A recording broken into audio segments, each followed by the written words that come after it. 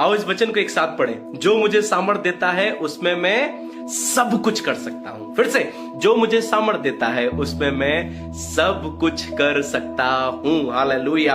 तुम्हारी मेहनत कम है, पर जो वो सामर्थ देगा इसमें तुम सब कुछ कर सकते हो। तुम खुद को सोचते हो कि हम सब कुछ कर लेंगे, हम बना लेंगे। माफी चाहता हूं, आप कर नहीं सकते, आप बना नहीं सकते जब तक परमेश्वर का अनुग्रह तुम पर ना हो, उसकी सामर्थ तुम पर ना हो। और जब उसकी सामर्थ तुम पर होगी तो भले ही तुम्हारे पास थोड़ा क्यों ना हो, उस थोड़े में इतनी बरकत होगी, तुम देखकर सिर्फ यही कह रहे होगे, उसने मुझे योग्यता से बढ़कर दिया है। ओ, वो मुझे सामर्थ देता है और उसकी सामर्थ में मैं सब कुछ कर सकता हूं। उससे सामर्थ मांगिए, बल मांगिए और कहिए, मुझे विश्वास से प्रभु तेरी सामर्थ में मैं सब कुछ कर सकता हूं। प्रभु आपको आशीष दे। आओ इस वचन को एक साथ पढ़ें। जो मुझे सामर्थ देता है उसमें मैं सब कुछ कर सकता हूं। फिर से, जो मुझे सामर्थ देता है उसमें मैं सब कुछ कर सकता हूं। हालेलुया।